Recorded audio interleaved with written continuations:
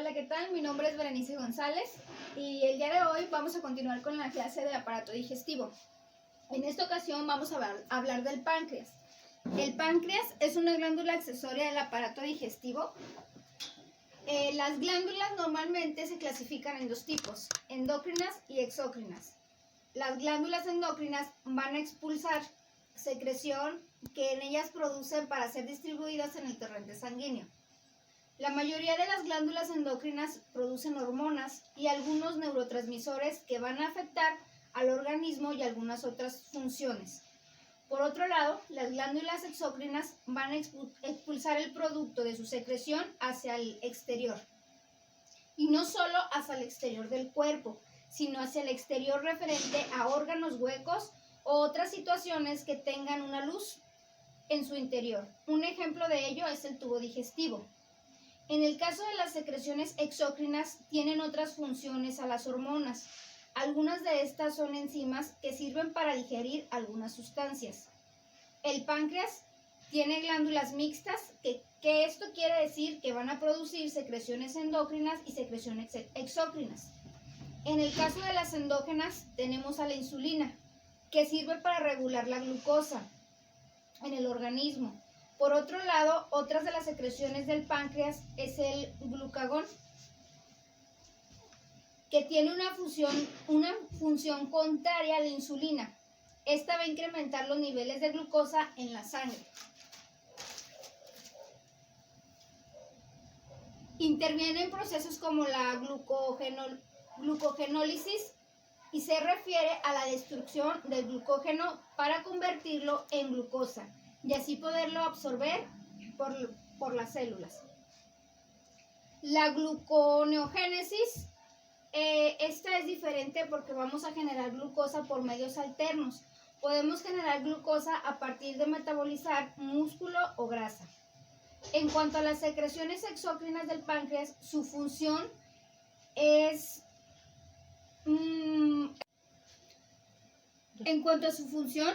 sumarse a la bilis en la segunda porción del duodeno para procesar aún más el alimento que se encuentra en el estómago. Es un órgano impar, es un órgano asimétrico, está localizado, dirigido hacia el mesogastrio. Tiene tres porciones, la cabeza, el cuerpo y la cola, siendo la cabeza la que se acerca a la segunda porción del duodeno.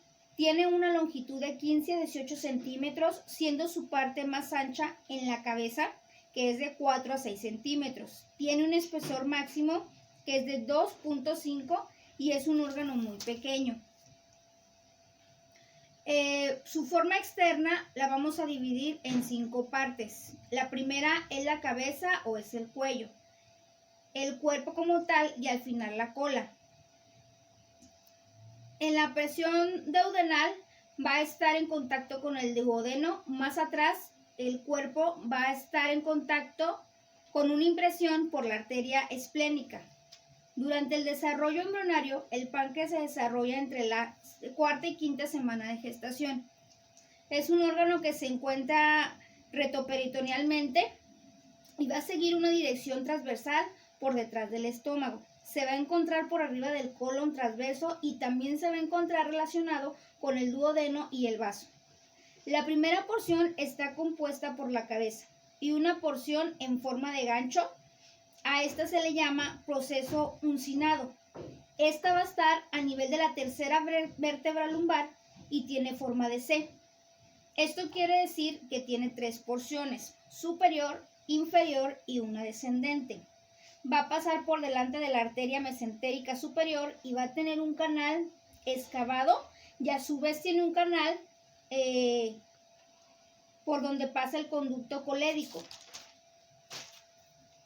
Es un conducto biliar por donde pasa la bilis.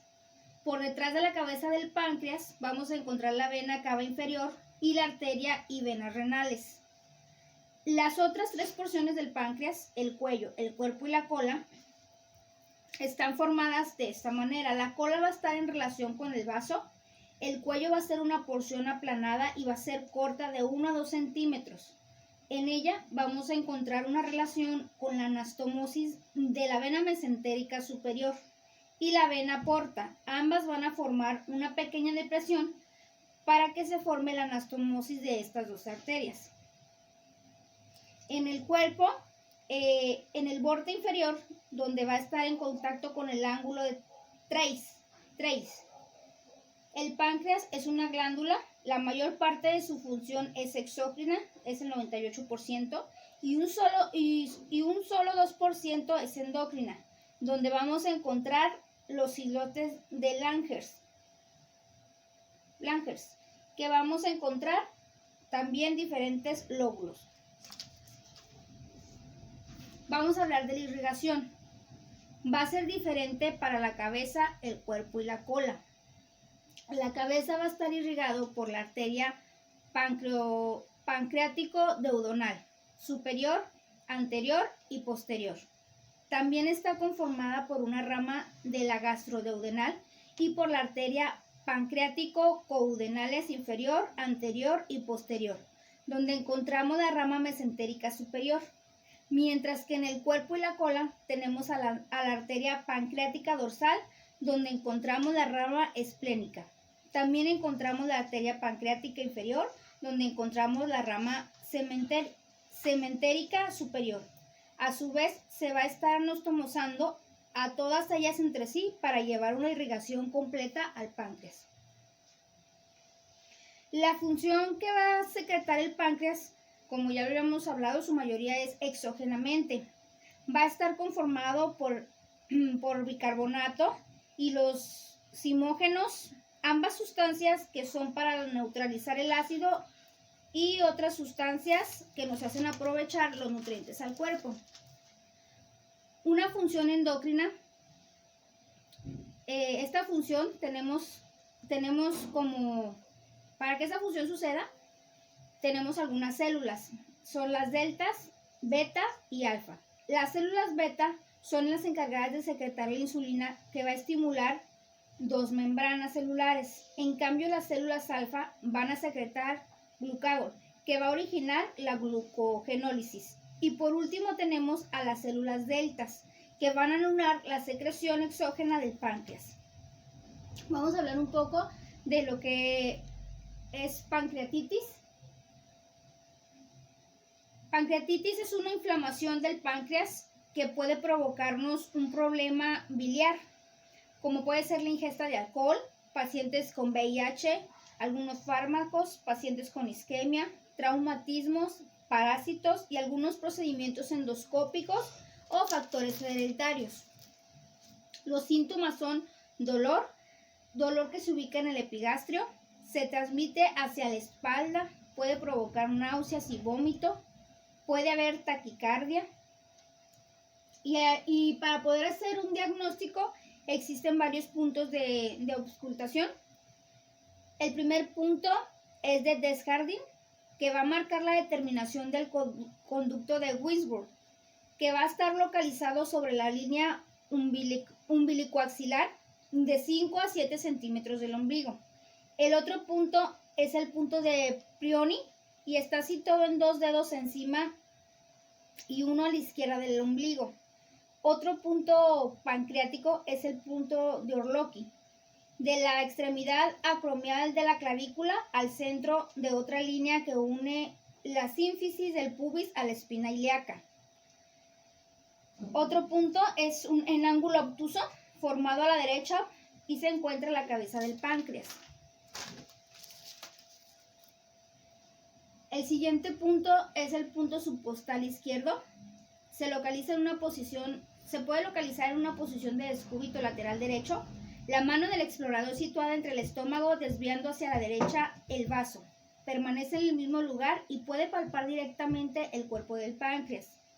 Otro punto costofrénico de Mayo es presionando el ángulo costovertebral izquierdo y se despierta en vivo dolor. Cuando hace uno este movimiento o esta técnica, el dolor es demasiado intenso en el paciente y se va a extender desde el epigastrio hasta las últimas costillas izquierdas, hasta la región de la apófisis espinosa T10 y T12. Puede provocar dolor por un simple roce. También tenemos la zona de Rivet. Es una zona dolorosa y corresponde hasta la desembocadura de los conductos colédico y de Wiswon. Para su diagnóstico, uno de los procedimientos es hacer una prueba de función hepática, realizar también un ultrasonido o hacer una tomografía. El tratamiento básicamente es de soporte médico. Para que podamos hacer el diagnóstico, el paciente debe tener una sonda nasogástrica para darle nutrición parenteral. Va a llevar también antibióticos profilácticos y hay que tratar de que no se vaya a infectar y forme necrosis en la vesícula biliar o algunos cálculos. En este caso debemos retirar los cálculos porque puede haber algunas complicaciones como abscesos, necrosis pancreática y necrosis infectadas, provocando hemorragias. Bueno, como ya vimos en este pequeño resumen, ya tomamos en cuenta el diagnóstico, el tratamiento que podemos utilizar en caso de que el paciente tenga pancreatitis. Y esto es todo de mi parte, les agradezco su atención, que tengan buen día. Hola, ¿qué tal? Mi nombre es Berenice González y el día de hoy vamos a continuar con la clase de aparato digestivo. En esta ocasión vamos a hablar del páncreas. El páncreas es una glándula accesoria del aparato digestivo. Las glándulas normalmente se clasifican en dos tipos, endócrinas y exócrinas. Las glándulas endócrinas van a expulsar secreción que en ellas producen para ser distribuidas en el torrente sanguíneo. La mayoría de las glándulas endocrinas producen hormonas y algunos neurotransmisores que van a afectar al organismo y algunas otras funciones. Por otro lado, las glándulas exócrinas van a expulsar el producto de su secreción hacia el exterior.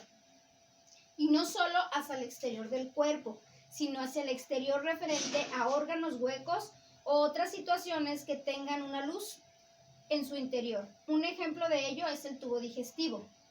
En el caso de las secreciones exócrinas, tienen otras funciones a las hormonas. Algunas de estas son enzimas que sirven para digerir algunas sustancias. El páncreas tiene glándulas mixtas, que esto quiere decir que van a producir secreciones endócrinas y secreciones exócrinas. En el caso de las endógenas, tenemos a la insulina, que sirve para regular la glucosa en el organismo. Por otro lado, otras de las secreciones del páncreas es el glucagón, que tiene una función contraria a la insulina. Esta va a incrementar los niveles de glucosa en la sangre. Interviene en procesos como la glucogenólisis y se refiere a la destrucción del glucógeno para convertirlo en glucosa y así poderlo absorber por las células. La gluconeogénesis, esta es diferente porque vamos a generar glucosa por medios alternos. Podemos generar glucosa a partir de metabolizar músculo o grasa. En cuanto a las secreciones exócrinas del páncreas, su función es un poco más diferente. Se va a encargar